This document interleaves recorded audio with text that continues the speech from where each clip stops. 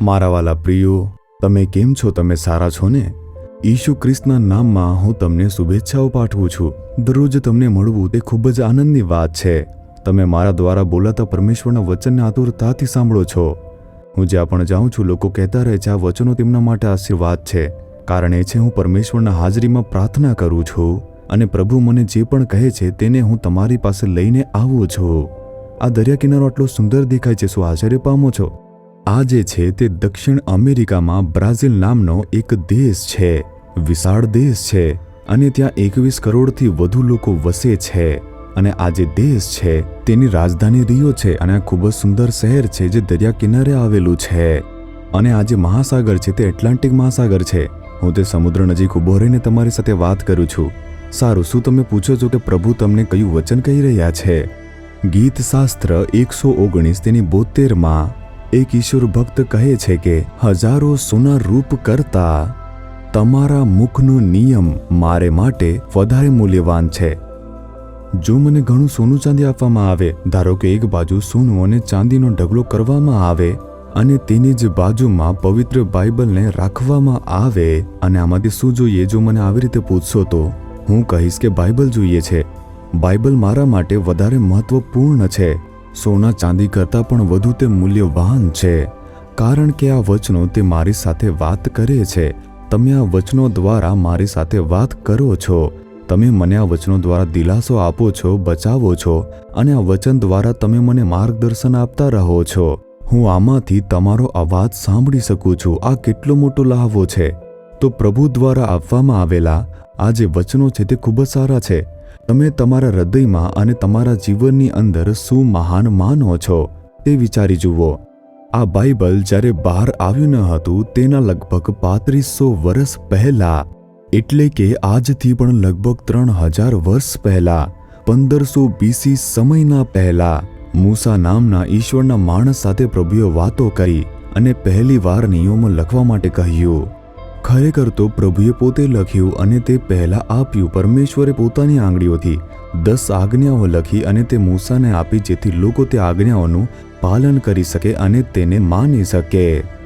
પછી પ્રભુ તેમની સાથે બેઠા, ઘણી બધી વસ્તુઓ વાત કરી અને તેમને ચર્મપત્ર ઉપર બધું લખવા માટે કહ્યું અને તેમણે લખ્યું.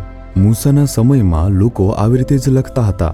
તે પ્રભુનો પહેલો લખાયેલ શબ્દ બન્યો. સ્વર્ગ અને પૃથ્વી સર્જન કરનાર ઈશ્વરે મૂસાને પોતાનું વચન લખવા માટે કહ્યું, જે માનવજાત માટે જરૂરી છે.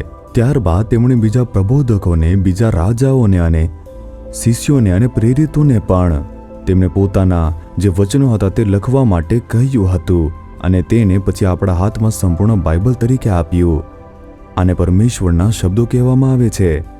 આમાં પરમેશ્વરના શબ્દ તેમજ માણસના શબ્દ પણ સામેલ છે, શૈતાનના શબ્દ પણ સામેલ છે. તેમણે બધું સંપૂર્ણ રીતે લખ્યું છે. આપણે પ્રભુ શું કહે છે તેના પર વધુ ધ્યાન કેન્દ્રિત કરવું જોઈએ. જો પૂછો કે માણસના શબ્દો કેમ લખાયા છે, કારણ કે દુનિયામાં બનેલી ઘટનાઓનું સત્ય પણ બાઇબલની અંદર સમાયેલું છે. ઈશ્વરે માણસો અને શૈતાનના શબ્દોને અવગણ્યા નથી અને પોતાના શબ્દો જ લખ્યા નથી. આ બધી વસ્તુ દુનિયામાં બની છે, તે બનતી પણ રહેશે. માણસો એક તરફ બોલશે, શૈતાન એક તરફ બોલશે, આપણી આસપાસ બનતું જ રહેશે. પરંતુ તમારે પ્રભુ દ્વારા બોલાયેલા શબ્દ પર વિચાર કરવો જોઈએ. એટલા માટે પ્રભુએ તેને સંપૂર્ણપણે લખ્યું છે અને આપણા હાથમાં આપ્યું છે. તેથી પરમેશ્વરના શબ્દો મારા માટે બીજા કરતાં પણ વધુ શ્રેષ્ઠ છે. જ્યારે હું સેવા માટે આવ્યો હતો, મારા માતા પિતાએ કહ્યું, તમે સેવા માટે જવા માંગો છો, તમને મોકલીશું, પણ અમે મદદ કરી શકતા નથી. મેં કહ્યું, ઈશ્વરનો શબ્દ મારા માટે પૂરતો છે. હું કેવળ બાઇબલ લઈને પરમેશ્વરની સેવા કરવા માટે નીકળીશ. હું તમારી પાસેથી કોઈ મિલકત કે પૈસાની અપેક્ષા રાખતો નથી. હું હાથમાં કેવળ એક બાઇબલ લઈને પરમેશ્વરની સેવામાં પ્રવેશ કર્યો હતો. હવે પણ આ બાઇબલ મારા માટે એક મહાન વસ્તુ છે. પ્રથમ ઈસુ ખ્રિસ્ત અને પછી મને બાઇબલ ખૂબ ગમે છે. હું બાઇબલ વગર ક્યાંય પણ જતો જ નથી. હું બાઇબલ વગર મારા જીવનમાં રહેવા માંગતો નથી. હું જ્યાં પણ જાઉં છું બાઇબલ સાથે જ રાખું છું અને દરરોજ સવારે તે વાંચું છું. અને આજે સવારે પણ વહેલા ઉઠીને શબ્દને વાંચ્યું છે, તેના પર મનન કરીને પ્રભુ સાથે વાત કરી. જો પ્રભુનું વચન ન હોત તો હું ખુશીથી કે આનંદથી કે આરામથી સેવા કરી શક્યો ન હોત. પ્રભુનો શબ્દ મારા માટે સારો છે. તમે તમારા જીવનની અંદર જે કંઈ પણ કરતા હોવ તેના માટે બાઇબલની અંદર માર્ગદર્શન છે. તમે પરિવારની અંદર પરિવારના વડા હોઈ શકો છો, માતા પિતા હોઈ શકો છો, બાળકો હોઈ શકો છો. કેવી રીતે જીવવું બાઇબલ કહે છે. જો તમે વેપારી છો, માર્ગદર્શન આપશે કે વ્યવસાય કેવી રીતે ચલાવવો જોઈએ. જો તમે રાજકારણી છો તો રાજકારણી કેવી રીતે રહેવું જોઈએ તે શીખવાડે છે.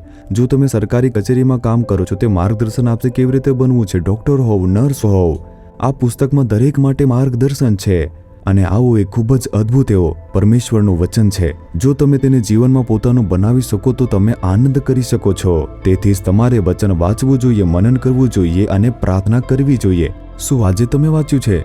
ભાઈ, શું તમે દરરોજ એક વચન વાંચતા નથી? તે પૂરતું છે ને? તે બધું તો તમને ઉત્સાહિત કરવા, પ્રોત્સાહન કરવા માટે છે, પરંતુ તમારે એકાંતમાં બેસીને ઘૂંટણીએ પડવું જોઈએ, બાઇબલ વાંચવું જોઈએ અને પ્રભુ તમારી સાથે વાત કરશે. તમે રાહ જુઓ. તમારે દરરોજ પ્રભુનું વચન સ્વીકારવું જોઈએ. ખ્રિસ્તી જીવનમાં વૃદ્ધિ માટે અને મજબૂત થવા માટે એ જ તમારા માટે સારું છે. તેથી આનંદથી પ્રભુની સ્તુતિ કરો અને તમારા વચન તે સોના અને ચાંદીના હજારો સિક્કા કરતાં પણ શ્રેષ્ઠ છે. આમ સ્તુતિ કરતા રહો. શું તમે કહેશો, હે પ્રભુ, તમે જે શબ્દો બોલ્યા છે તે જે છે સોના અને ચાંદીના હજારો સિક્કા કરતાં શ્રેષ્ઠ છે. તે તમારા શબ્દ બદલ તમારી સ્તુતિ થાવ, સ્તુતિ થાવ, સ્તુતિ થાવ. ઈશુના નામમાં આમેન, આમેન. જીસસ રીડીમ્સ ગુજરાતી યુટ્યુબ ચેનલને સબસ્ક્રાઇબ કરો. દરેક નવા કાર્યક્રમની માહિતી મેળવવા માટે બેલ આઇકન પર ક્લિક કરો.